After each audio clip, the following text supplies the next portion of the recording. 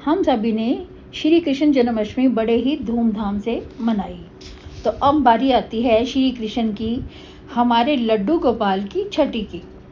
जैसे बच्चे की छठी मनाई जाती है, ठीक वैसे ही हम हमारे लड्डू गोपाल की भी छठी मनाएंगे। बच्चे के पैदा होने के पूरे छठे दिन छठी मनाई जाती है।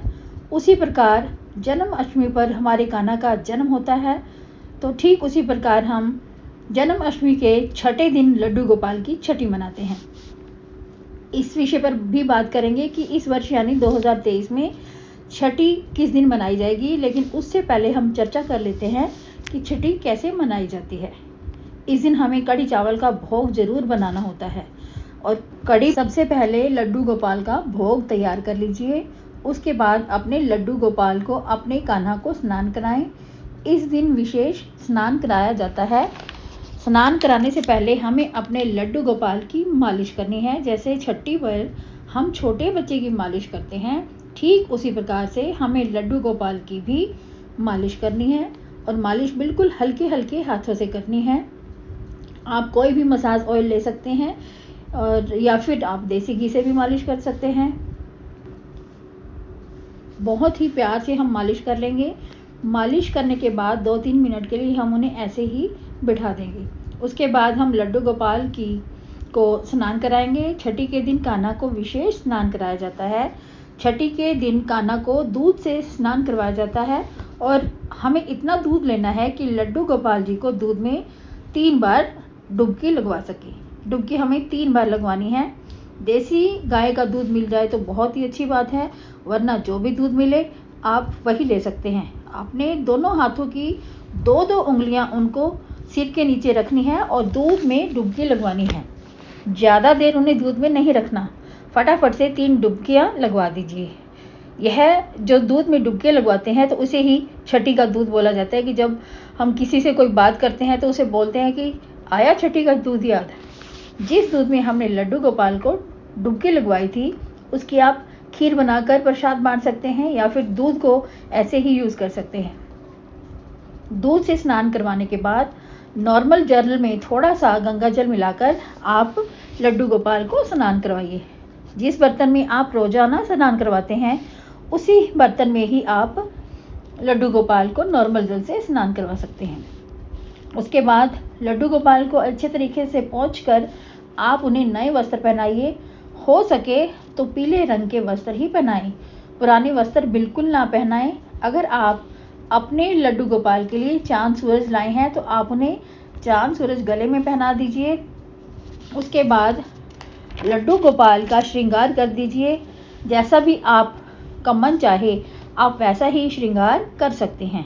श्रृंगार करने के बाद हमें मोर पंख ज़रूर लगाना है, क्योंकि हमारे कान्हा को, हमारे लड्डू गोपाल को, हमारे कृष्णा को मोर पंख बहुत ही पसंद है।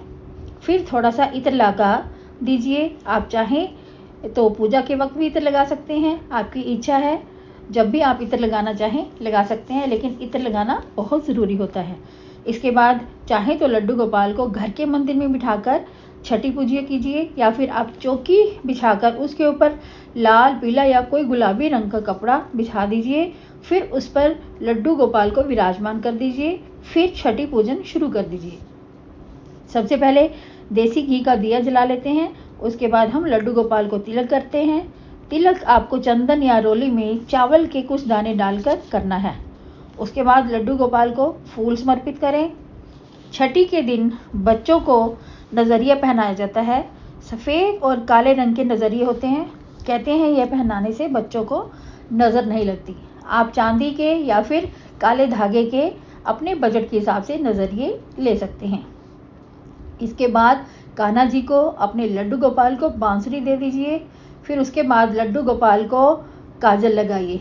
अगर आप काजल घर पर बना सकते हैं तो बहुत ही अच्छी बात है, लेकिन अगर आप घर पर काजल नहीं बना सकते तो आप बाज़ार से भी ला सकते हैं।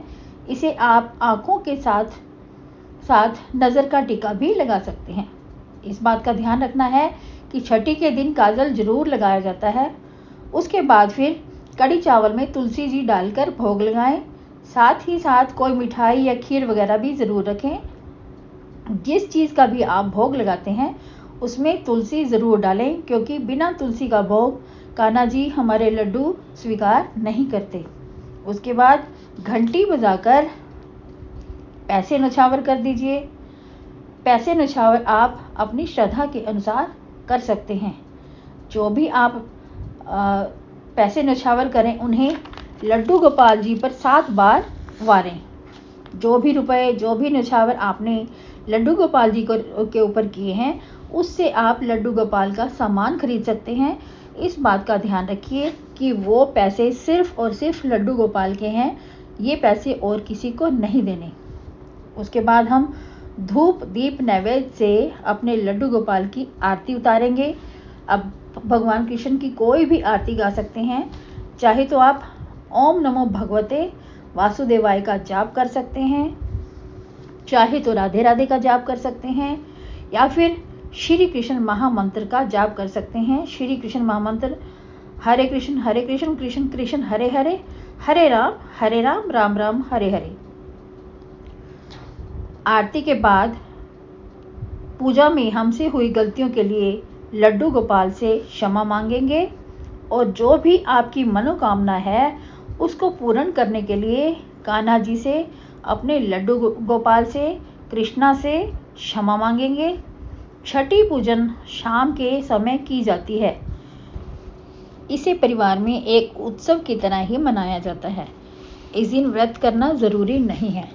इस तरीके से नन्हे से लड्डू गोपाल की छठी मनाई जाती है। तो अब हम बात करते हैं कि इस वर्ष 2023 में छठी कब मनाई जाएगी।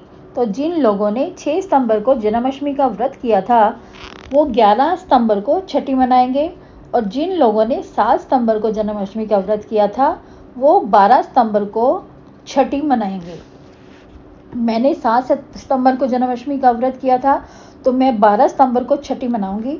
आप छठी कब मना रहे हैं, कमेंट करके ज़रूर बताना। और अगर आपको लड्डू गोपाल की छठी की यह आसान सी विधि, यह आसान सा तरीका पसंद आया हो, तो मेरी वीडियो को लाइक और शेयर ज़रूर करना। और मेरे चैनल, अगर आपने अभी तक भी मेरे चैनल को सब्सक्राइब नहीं किया, तो आप मेरे चैनल को सब्सक्राइब कर लीजिए और बेल आइकन दबा दीजिए, ताकि मेरी आने वाली सभी वीडियोस की नोटिफिकेशन आपको मिलती रहे। मिलते हैं ऐसी किसी और वीडियो के साथ। तब तक के लिए राधे राधे, हरे कृष्णा। ओम नमो भगवते वासुदेवाय, ओम नमो भगवते वासुदेवाय, ओम नमो भगवते वासुदेवाय, ओम नमो भगवते वासुदेवाय, ओम नमो भगवते वासुदेवाय, ओम नमो भगवते वासुदेवाय।